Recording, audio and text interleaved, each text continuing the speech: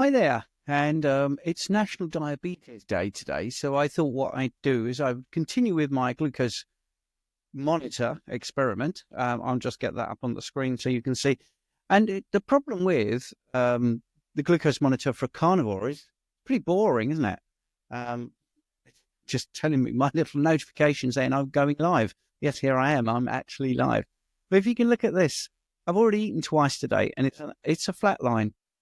And that's the thing with the continual glucose monitor experiment is, well, one of the things actually that's happened is I've been doing lots of experiments over the last 5 years, and uh, it's taken its toll, actually. I don't know how people like Nick Norwitz do what they do, because for me, 5 years of doing testing, it's not good. And some of the tests I've done where I've tried slightly more carbs, like I say, I've had messages from people that know me, people that have had consults with me as well, and they've actually said you look terrible.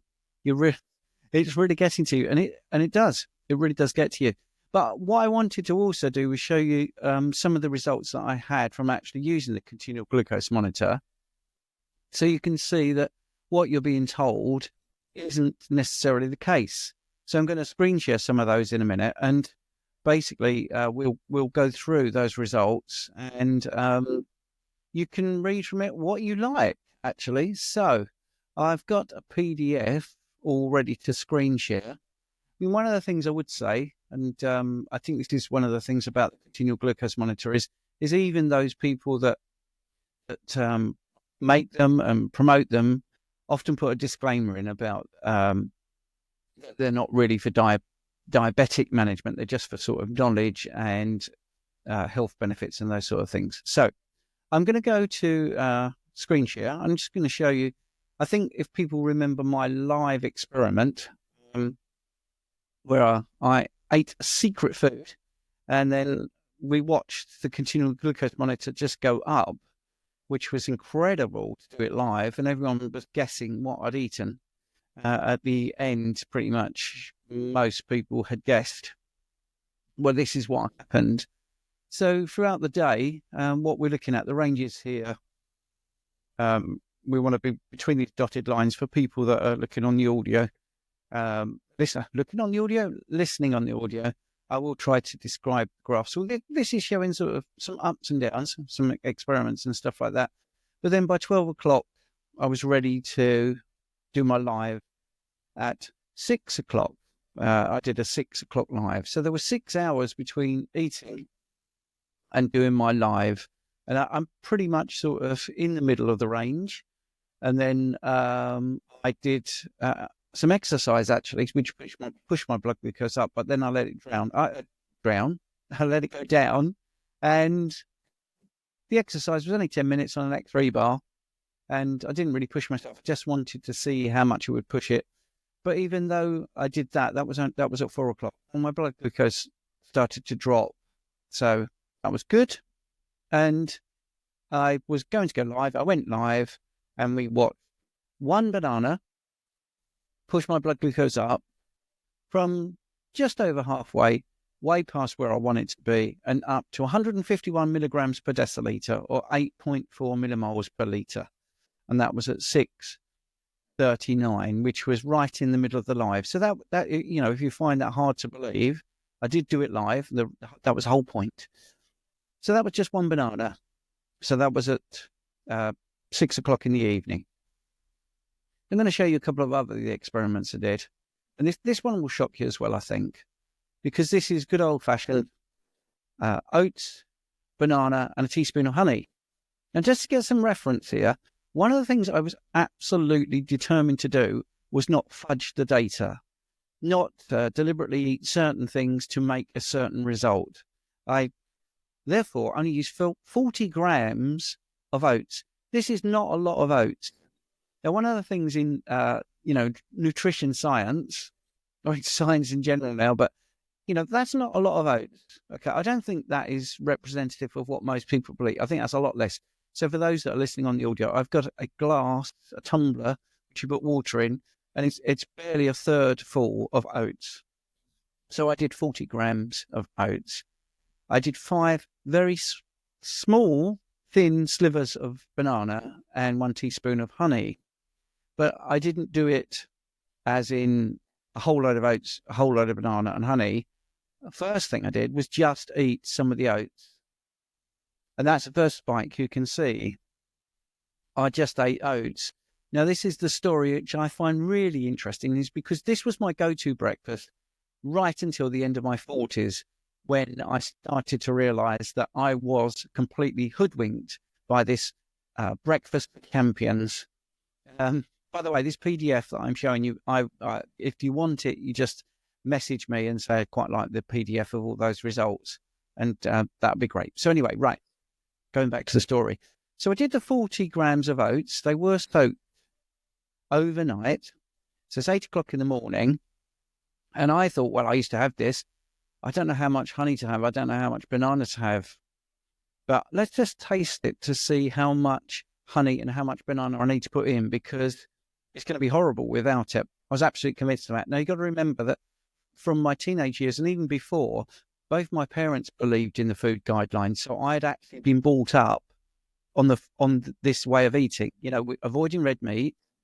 I know Zoe Harkham doesn't like me saying this in the same sentence. Avoiding saturated fat. I'm not saying the red meat has the saturated fat. In fact, a saturated fat ratio of 2% to 98% not saturated fat is what you get from a ribeye. 98% of a ribeye is not saturated fat. It's only 2%. But anyway, I avoided red meat, saturated fat. I had skimmed milk. And my go-to breakfast was always porridge oats or oatmeal. And it was normally with a little bit of fruit and sometimes some maple syrup, sometimes a little bit of honey. Okay. And I thought that was the breakfast of champions. So I assumed it was going to not be very sweet, just the oats on its own. But it was really sweet.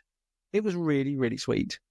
So I ate a little bit of just oats because I wanted to see what just oats did. And as you can see, if you've got the video, it gave me a huge spike. But then I let things settle because I wanted to add the banana and I wanted to add the honey. And I tell you what, the spike there is incredible. So it had gone up. It had pretty much gone up to about 135, looking at that graph, that first spike of just the oats. So just oats, just 40 grams of oats spiked it so much. That's the other thing. I am using the word spike because that is a spike. We'll come to that later with some sourdough bread and some just normal bun that you would have around a burger. We'll look at not spikes, but still some problems. But that is a spike without a shadow of doubt, and then it drops. And like I say, if you're listening on the audio, just email me at zerocarbcoach. That's all spelled out, z@gmail.com. I'll send you the PDF. And once I'd added the banana and honey, wow, 160 milligrams per deciliter, 8.9 millimoles. And that was at 8:39 in the morning. And I think it's a testament to my insulin sensitivity that my body really cleared that toxic amount of glucose out of my system very quickly. And then we go back to normality. Like I say, I've shown you my continual glucose monitor for today for comparison to that spiky, terrible graph. And you can see there, it's flat as a pancake. And I've eaten twice today. Right. So what was the next thing I did? Thank you, Kelly. Going to share this with some people who say it's only a few oats. They are healthy. Thank you, Kelly. That is the message that I want to get up. I want to get across to people. Yeah, that is a few oats. And most people won't eat just a few oats. They will definitely have the other things. So I'm glad I did it in two phases there, because it shows just the oats and then it shows the oats with the banana, which wasn't even a full banana, and just a teaspoon of honey. So please do share it. I think that would be great if you could share it. So what was the next thing I did? Well, I compared eggs and bacon. Then I had some yogurt, and then I had some orange juice, because this was another thing that I was told was really healthy for me. Freshly squeezed orange juice. And this glass, this tumbler, which I'm showing you, which is a normal sort of size glass for water fluids, it's a very small glass. That's how much orange juice I had. And I had it in two halves. I had half, I let my insulin work with it, and then I had it again. And Thank you. I've got bigger stickers here. Obviously, a fan of Monty Python. Bigger stickers. So yes, thank you for saying afternoon all. By the way, if you want to go do a super chat, that really helps. If you want to help me do all this stuff, the continual glucose monitor was £59. By the way, I do have a discount code on that PDF. If you're looking to do 2 weeks of continual glucose monitor, get 10% off. But anyway, I'm not saying you've got to fund these experiments, but they help. It helps if you get a little bit of money. And the glucose keto monitor strips, because I also did some finger pricking at about 60 quid. But anyway, I'm just telling you. So look what happened when I had bacon and eggs. Bacon and eggs. Look at that. Hardly anything, if anything at all. And then also yogurt earlier on in the day. So bacon and eggs was my normal breakfast. Yogurt there. But in the afternoon, so lots of clearance, I had orange juice, and that took me up to 112 milligrams per deciliter, 6.2 millimoles, and that was at 4 o'clock. All right, still in range, but that's only a glass of orange juice. That's all that is, a glass of orange juice. Why am I doing this? Because it's National Diabetes Day. I'm a specialist practitioner in obesity and diabetes, so I want to get this across to people as much as possible. So here we are, 7.8 millimoles, by the way, is the threshold we've been using. So 140 milligrams per deciliter is what we're trying to not get over. So we've already seen that oats do that, bananas do that. Oats, banana, and honey does that. But look at this. Eggs and bacon don't do it. Decaffeinated coffee doesn't do it. That's a pretty flat day. So even with eggs and bacon and a coffee, 95 milligrams per deciliter, 5.3 millimoles per litre was the highest. And as you can see, pretty much the average there is very low. The other thing you need to take into consideration is how much insulin is being produced to produce these numbers. So I would imagine not much insulin if your blood glucose is like this. And again, as you've seen from me continually showing today's glucose monitor, as soon as I stop introducing these other foods, I don't even get these erratic sort of slightly up and down movements. Literally, once I'm back to carnivore, it's flat as a pancake. So yeah, definitely if you want to comment, by the way, you can. If you've got a question, you can put that in the chat. So the other thing I wanted to say about is when you have a protein meal, what actually happens to your blood glucose is it drops. Because protein takes about 5 times as much energy to digest as a fat or a carbohydrate. And your body might detect this as you going hypoglycemic. So this infamous, protein spikes your blood glucose is not actually accurate. What happens is you get a slight decrease in blood glucose, which is picked up because you are using 5 times the amount of energy to digest it. Once it's ingested, you start to digest. That will take up energy. That brings your blood glucose down slightly, and then it starts to go up because glucagon comes in and kicks in with a little bit of gluconeogenesis, which is just the making of new glucose to make sure that you are not going to go hypoglycemic. I think in this PDF, I also have some of the experiments that show that the protein doesn't immediately become blood glucose, which many people seem to think. Anyway, let's go on to the next thing.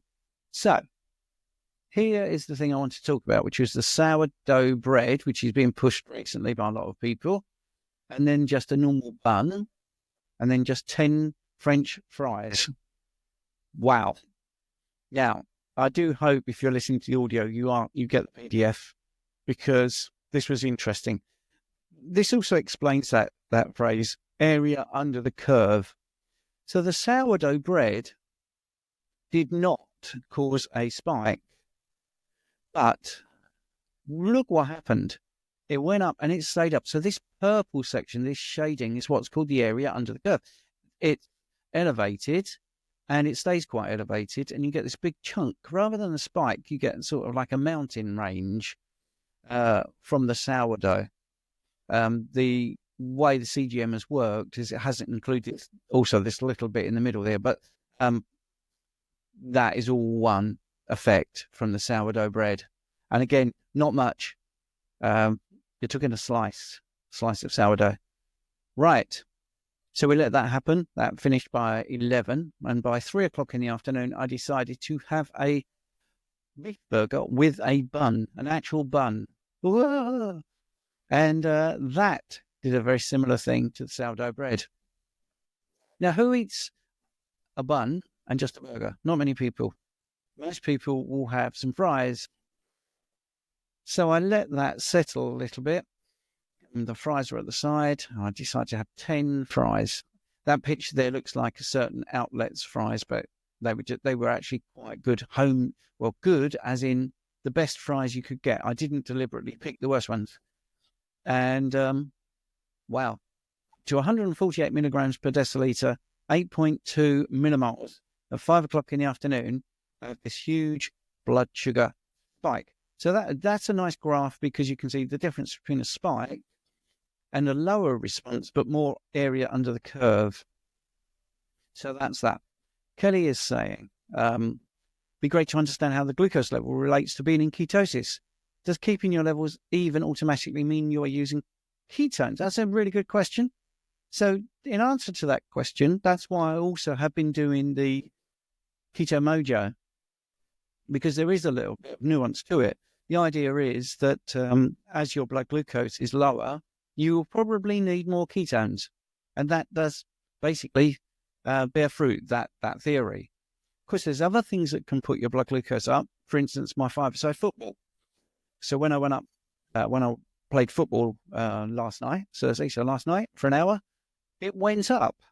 So it went up to about 119 milligrams per deciliter for about an hour because I was constantly running around, because I still do that, even at age 60, even though the medical profession told me I've been in a wheelchair by the time I'm 50. Well, maybe sometimes I'll play like that, but yes, last night I scored quite a few goals and I put my blood glucose up. My ketones didn't really track with it, and that's because it was easier to use the glucose. Yes, guys, hit the like button if you're out there, or subscribe or comment or whatever you want to do. That'd be really handy. But being in ketosis isn't the be-all and end-all of this way of eating. It's pretty good to be in and out of ketosis. Therapeutic ketosis is a different thing. If you're trying to reverse serious conditions, that's a different kettle of fish. But that's what I'll be doing going forward. I'm going to do some of these charts and also superimpose my Keto Mojo so you can see. But I had to buy a load of strips. These experiments, I take my hat off to everyone that's doing these experiments, people like Dave Feldman and Nick Nowitz and all that sort of stuff. It's amazing. Right. Okay. So I just wanted to talk about also how we discuss glucose and how it gets into the cell, because many people talk about how much insulin we need, and it's very, very important. But not all transporters are insulin dependent, as this is showing you. There's 14 glucose transporters, and only one actually is insulin dependent. That's the GLUT4, which we talk about ever such a lot. So that chart is available if you want to get that chart. I just feel like I might have missed something. No, I haven't missed something. We'll come to the next bits in a minute, which is good. Right. So you have got, for instance, the brain and red blood cells use the GLUT1 transporter. It's not insulin dependent, and you wouldn't expect it to be, especially with red blood cells. Liver, pancreas, and intestine, the small intestine, is GLUT2. There is actually a mnemonic to remember where they all are, but I can't say it because it's politically incorrect to say it. Right. Interesting. Gaz is saying, interesting, read the protein. Would that mean that people on a carnivore diet shouldn't take metformin? I don't. Not sure why they would, but mention it for safety, as it stops the liver releasing glycogen, so they might go hypo after eating a high protein meal. Well, I think if you are a diabetic, you are really on it with the numbers. I do have a really good client at the moment that is literally doing an experiment for me with his fast-acting, slow-acting insulin, and we're looking at very precise numbers, which is really helpful. But let's have a look. Let's go into the next bit. So hopefully you like the continual glucose monitor experiment, really. Next thing, Don't get hung up on averages. By the way, all this is in my second edition of my Guide to Blood Test book. All of this, loads and loads and loads of new material. It's much thicker than it. About 130 pages more have been added. So all of this stuff's in here, and other things about iron and ferritin and all the things, EGFR, liver function, kidney function, lipids, of course, LP little a, lots of studies about that. So it's all in that second edition of Guide to the Blood Tests. And this is one of the things that I talk about in there, and that is your average can be misleading because, believe it or not, both of those profiles have the same average of just under 100 milligrams per deciliter. So the blue line is showing you huge spikes, huge troughs, huge spikes, huge troughs, just to make it easier for the people on audio only. If your average is 100, but you start the day at 150 and then you drop to 50, then you go up to 150, then you drop to 50, then you go down, up, down, and it constantly going between 150 and 50, your average will be 100. Well, what if you're 105 and 95? Your average will be 100. But just imagine how much you are spiking your insulin. Yeah, I don't like the word spike, but it does evoke exactly what's happening. Constantly going up, you're going to need, huge amounts of insulin in short periods of time, which can be very damaging. So, by the way, just a little recap. There's my continual glucose monitor. As I keep telling you, flat as a pancake. I'm at 4.8 at the moment, because if people say, well, these experiments aren't working because you're diabetic, that isn't the case. 4.8 is 86 milligrams per deciliter, by the way, just for those that are interested. And this is a couple of studies very quickly, which show you when they've experimented in the old days, when they thought protein turns to glucose straight away. They just assumed about half, because this is what science is like, really, in nutrition science, probably about half. So what they did is they gave this person, or these people, the participants, 53 grams of glucose and looked at their blood sugar. And you can see that 53 grams of glucose put their blood sugar levels up. Then they gave this person 100 grams of bread and 25 grams of butter. So that was 53 grams of available glucose. That's why they did that mix. And that put the blood glucose up not as much. It's interesting, isn't it? Blood glucose after 370 grams of apple, which they approximated was 53 grams of available glucose. I don't think that's particularly true, but anyway, that's what the apple did. It spiked it. And then they gave the person some protein from lean beef, 106 grams, because it had 53 grams of available glucose. And that's the bottom line, which is flat as a pancake. So that was that. And then you've got another study here, which was where they doubly labeled the amino acids, which means basically they can track it for recording purposes. It was taken from eggs, so the person was eating eggs, and then they did what's called a glucose flux test, and they looked at their blood glucose, so the dark circles there showing your blood glucose, which is the total amount in their body at that time. So it's done on intervals. So after 2 hours, 4 hours, 6 hours, 8 hours, what happened? Well, in the first hour, none of that amino acid that was labeled was in the bloodstream. So after about 2 hours of eating those eggs with the labeled amino acids, you're still looking at maybe, if you're lucky, 5% of it. Probably not even that. 4 hours, we saw a slight increase, but there's still a huge gap between the person's blood glucose and the labeled amino acids. So what is the body doing there? Well, the body is deciding to recycle those amino acids and make some of them blood glucose. Absolutely. But that's 4 hours later. It's not a spike, and it's not bad, because when you listen to your body, let your body do it, your body's going to do it pretty good. So that's it. By the way, we did get to some other studies. I didn't want to be too boring on National Diabetes Day, but there are other studies that also show that you can have 100 grams of protein at one sitting, and it's totally fine. But I just want to talk about a couple of other things that we don't talk about in this space very much, is like, for instance, concentration. So if you look at an adult, you've got an adult here, an adult male will have 5 to 6 liters of blood. So when I used to do my phlebotomy, I had private blood testing done for about a decade, I would always say to people, it's about 4 teaspoons of blood I'm taking, 4 teaspoons. Don't worry. Might be a little bit more than that, but not much more. Still could make you faint.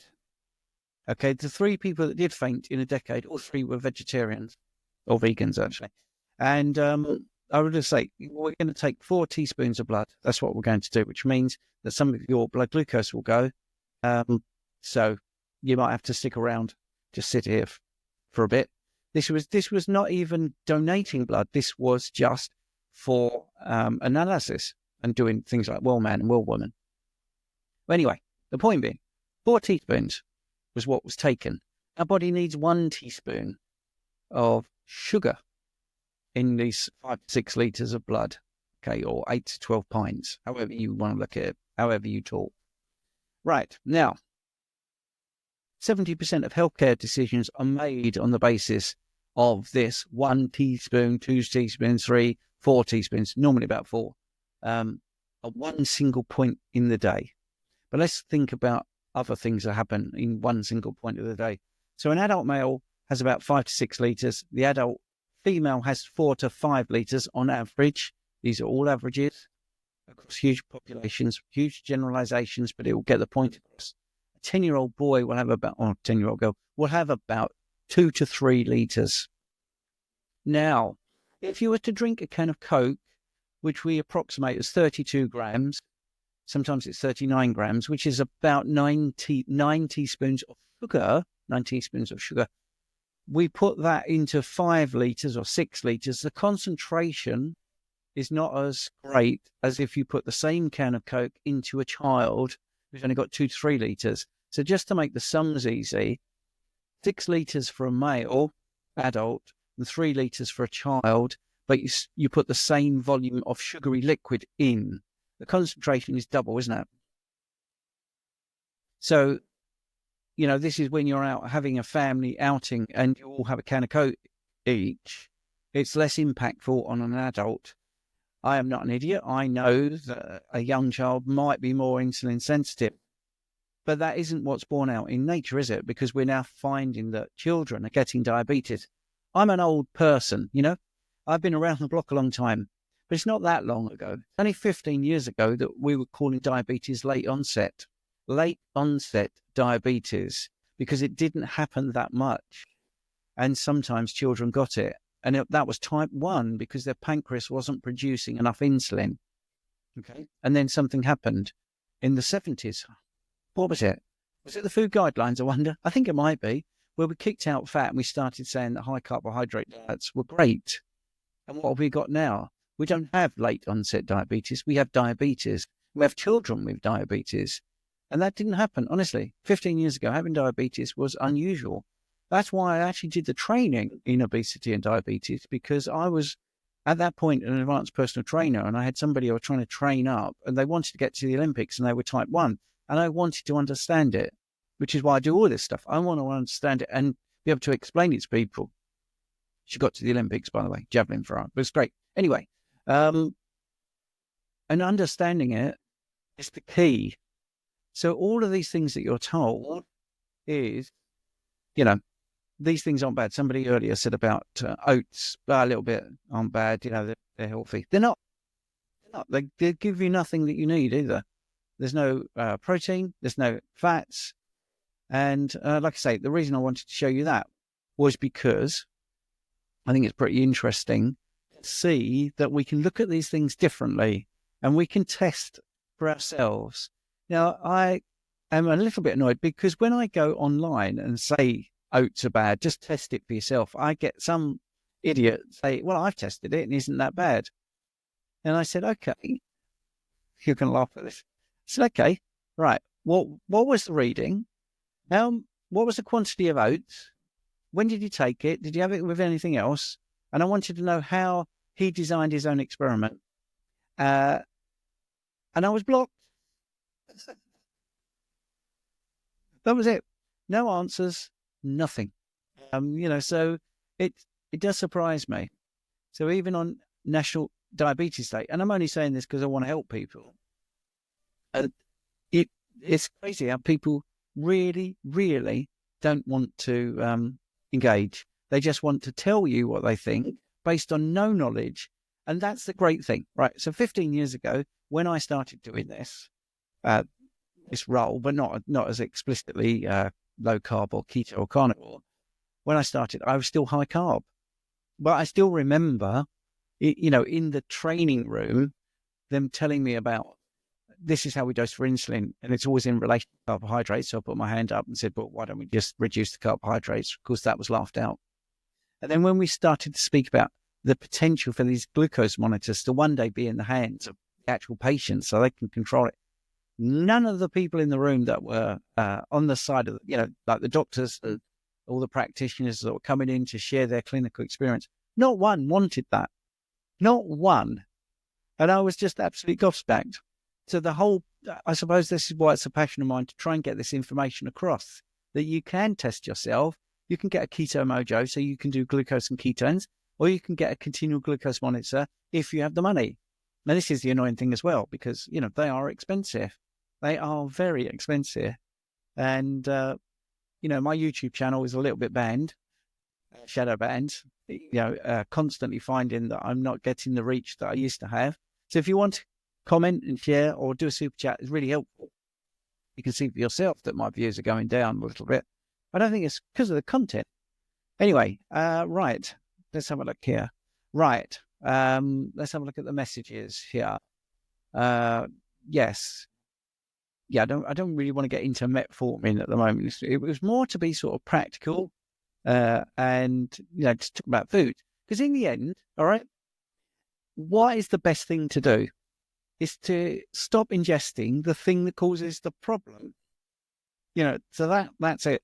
So once you start reducing, you could do it in simple ways. If you're watching this and you've not come to this way of eating yet, you could drop additional sugars. So I used to take 2 sugars in coffee, but I didn't drink coffee much.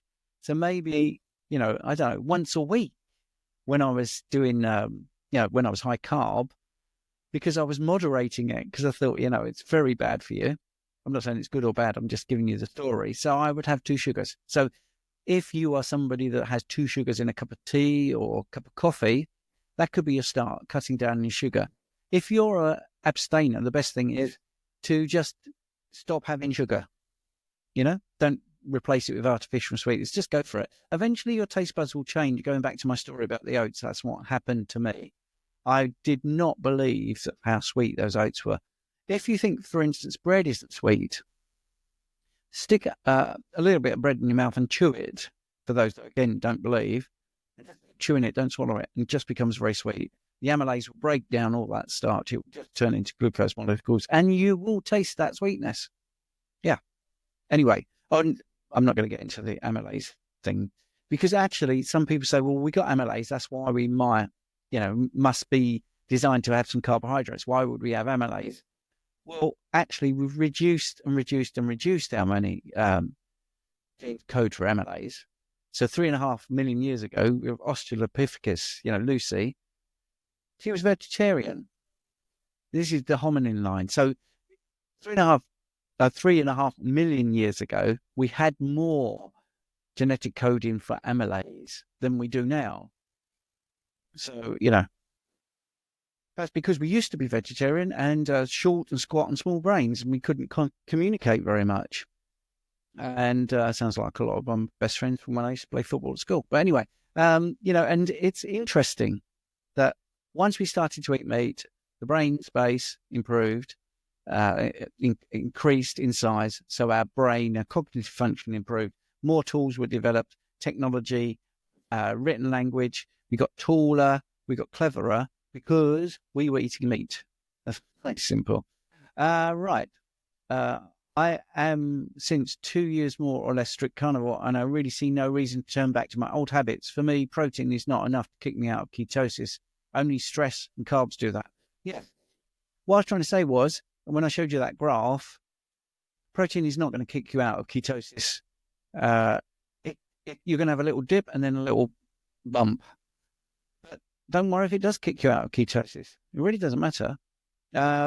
Is the guide to blood test version 2 available? Yes, edition 2 is in my hands here. You can, I'll put a link in the description if you want to get that from the Real Food Company. If you want a paperback, a physical copy, you can get that from the Real Food Company. It should be on there. Actually, what I'll do is I will get the link for you now, and I will put them in the chat. And you can give me some feedback, which would be really good, because that would be helpful. So let's put the, let's make sure it's the right link, and then I'll send you to that site there. It should be on there. I just want to make sure it's on there. If it isn't on there yet, it will be. It's not on there yet, but it should be very soon. Let's send you the Amazon link.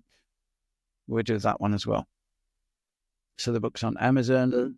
Let's copy that link there and I'll put that in the chat. It's definitely available on Amazon. There we go. It's in the chat there if you want a physical copy.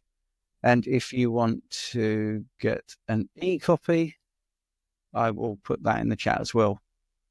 Just so you've got that as well. Sorry. I wasn't prepared, was I? Wasn't thinking that I was going to have to do that, but someone's asked, so I'll do it. There we go. Right. There's all the links there. Right in the chat. Cool. Because you can get an ebook as well, which has got clickable links to all the studies, because it's all got studies that you can click, and you can read them for yourself, which is great. Have you tried eating a huge bolus of protein in one go, say 500 grams of minced beef, to see if it elicits the tiny insulin bump that Bart K says it does? He says for good thyroid function. Well, sort of, yes. My bacon and eggs is not 2 eggs and a little strip of bacon. I could do that. I've got 500 grams of minced beef. I could do that later. Lewis, who was a very good supporter. Let me just try and get that up on the screen. Bear with me. Like I said, I haven't got a moderator today. I never have a moderator, by the way. So it just takes a little while. I've got my PDF still up. So let me just do this. Clear my screens. And don't want those links anymore, do we? Right, let's get that over there. And we'll get to some questions. So what we got here? I'm trying to get that up on the screen. Can't get it. Why is that happening? Right. Oh yeah, here we go. Yes. Is dextrose worse for you than sucrose? I haven't actually tested those. Thank you, Susan, for your patience there. Dextrose is also known as glucose.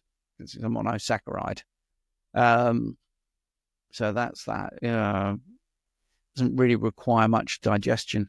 I have done table sugar, and I had a bit of a spike, I suppose, for want of a better word. And sucrose obviously is a disaccharide. So you've got glucose and you've got fructose. Now, that's the other thing about glucose monitors. They're not fructose monitors. So I wasn't measuring my fructose every single time. So when I had that banana, not only did I have a glucose spike, I also hit my liver pretty hard with some fructose. So, yes, dextrose. Where do we get it from? We get it from corn. And it's an additive to make most foods, isn't it? And sucrose, you probably guessed, because of the fructose, you get that from plants. I don't think there's much in it, really.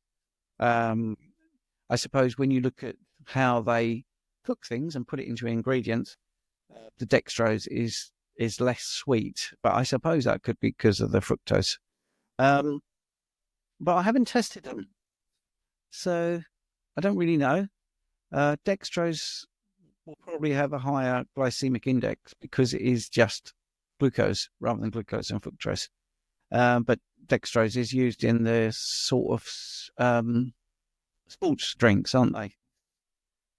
And sadly, in some medical treatments, which is, which is sad. The reason I'm looking to the sky there is because this is what happened to my mum. I mean, my mum was given things like Complan and Ensure and all these things. I've had clients recently, who have had kidney problems, and they've been told to take a supplemental drink, and it's just full of seed oils and sugar. There's nothing beneficial in there at all. It's completely devoid of protein or fats. It's just ridiculous. So yeah, it's a good question. I suppose when we're looking at what is worse, that was a question, wasn't it? Is dextrose worse for you than sucrose? Like I say, worse glycemic index will go higher with dextrose, but is it worse because you've got fructose in the sucrose? If you're monitoring your blood sugar levels, dextrose would give you the worry, wouldn't it? Because it would go up. And this is the nuance. It's a great question, Susan, such a simple question, but see, this is it about critical thinking. If you was to use your glucose monitor only and had no knowledge of what they were, then you would assume the dextrose was worse because you would get a bigger glycemic index or a glucose spike or elevation of your blood glucose, however you want to word it. But would that be worse than the silent one, which is fructose, which is absent from dextrose? Also, one of the things, Carol's come up with some brilliant data here. Thank you, Carol. This is the trouble speaking off the top of your head. GI score of 100, yes. And a GI score for sucrose is 65. So if we use those raw numbers, if we use the empirical data, then the answer would have to be that dextrose is worse. But is it? Because of the fructose. That's the thing. Great. Thank you for looking that up. But consider all these things. So insulin sensitivity is important. Your glucose monitor is great, and it gives you a sort of little gateway into looking at this little amount of oats will put your blood glucose up, will spike it unbelievably. That's honestly what I used as a test. I was trying to be fair. If I'd have done the serving that I used to eat, it would have been a very, very powerful graph and got me a lot of clickbait. But unfortunately, that's not how I operate. I can't do that. I just do what I think is sensible. Just maybe it's more powerful to show that such a small amount gives you such a huge leap in your blood glucose. I don't know. But anyway, I think that's it. I'm run out of questions already. I've only been on it for 42 minutes and I've shown you everything I wanted to show you on my PDF. If you want the PDF, just email me, zerocarbcoach@gmail.com. Just got the results. You can do that. The other thing is, I suppose, a little side thing from when I started this, which was about 9 days ago. I got the CGM 10 days ago. The banana that I took the slices from was very interesting because I took the slices and then I left it on the countertop and it's still there because I can't believe how it hasn't deteriorated into mush because there's so much sugar in a banana. Yeah, it doesn't look the greatest thing in the world, but you could cut the horrible bits off. And I will be putting some images up later on, and maybe on Instagram and in the school community. If you want to join the school community, it's great, by the way. We do so much. We have a really fun time. Lots of people, like-minded people in the community. We do a live on a Sunday night for we do a live on a Sunday night at 8 p.m. for 30 minutes. And we do a live on a Monday night. And we do that for an hour. You can ask all your questions. And there's so much interaction in the community. We have guests coming in, do lots of stuff like this as well. So anyway, the school community, I'll put a link in the description for that. A comparison of artificial sweetener effects might be good as well, which is a good thing. Like I say, I'm beginning to find that my health is suffering by doing all these experiments. I'm trying to get to the end of it.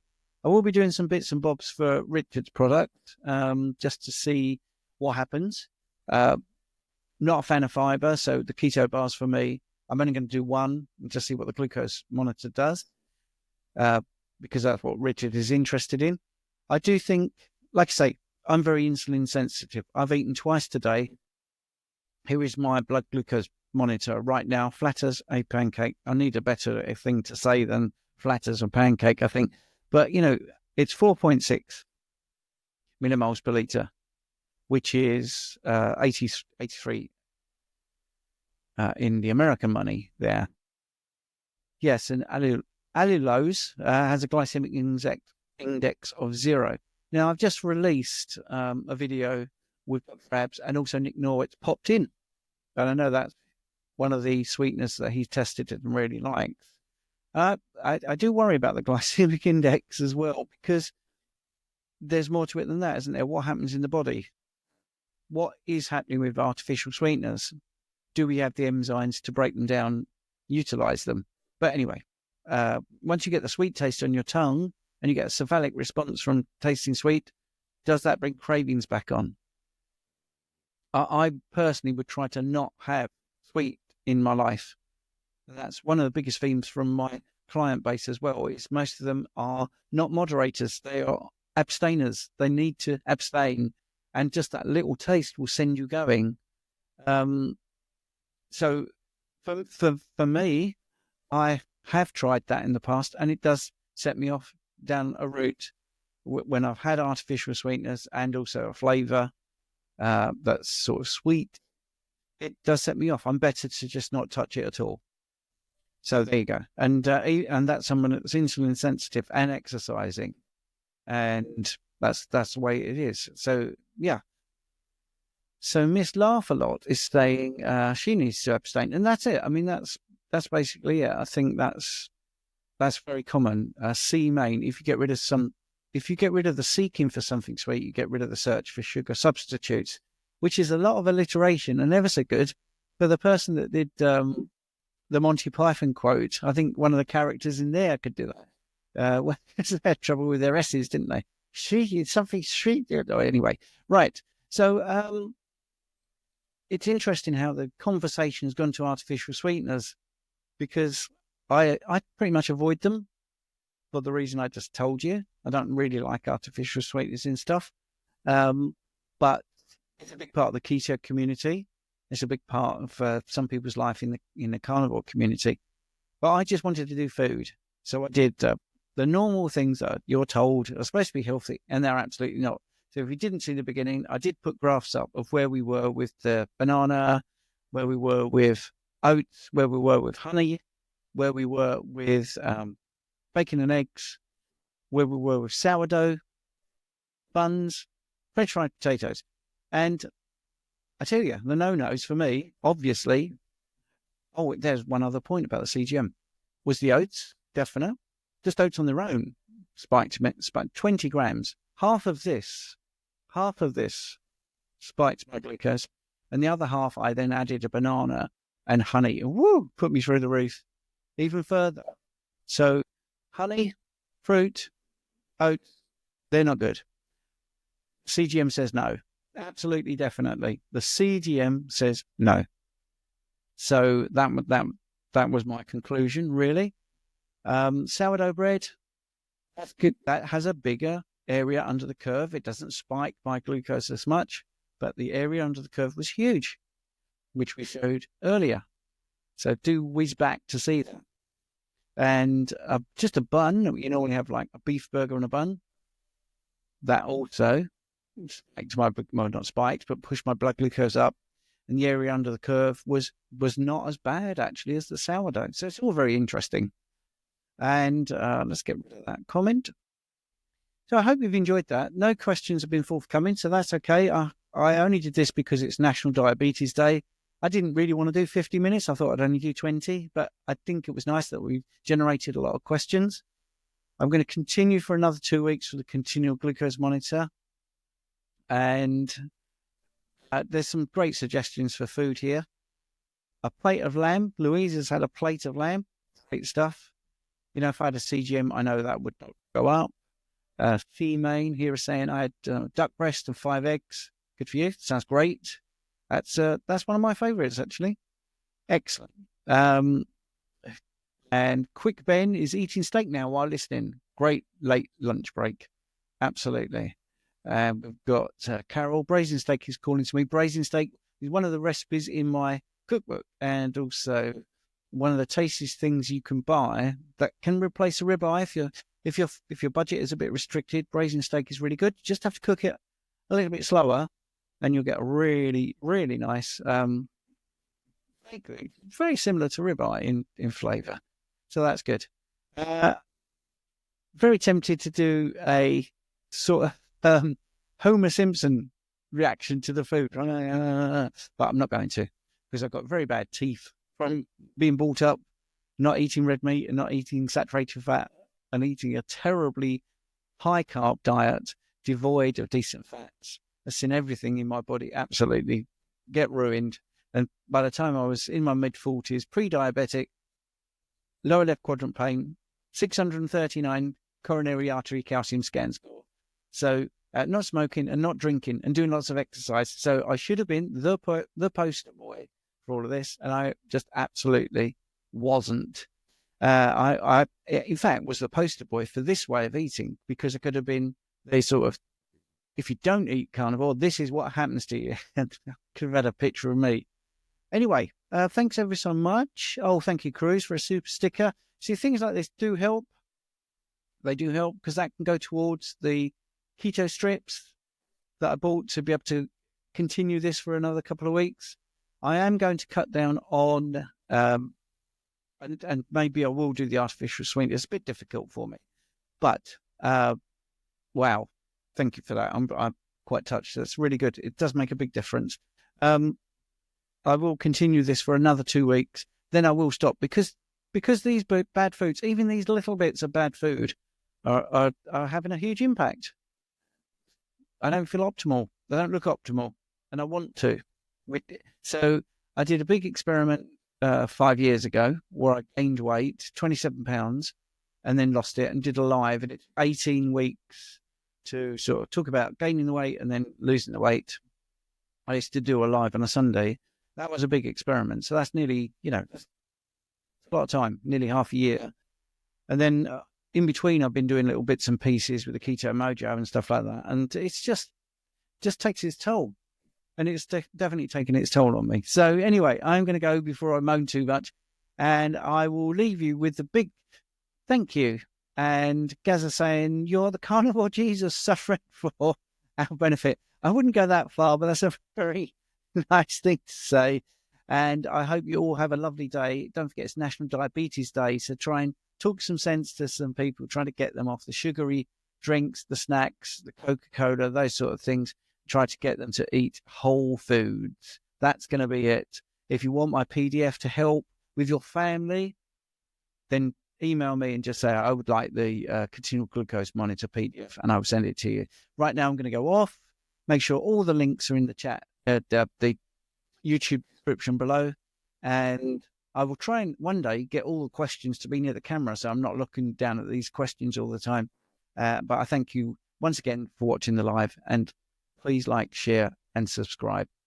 Have a good day.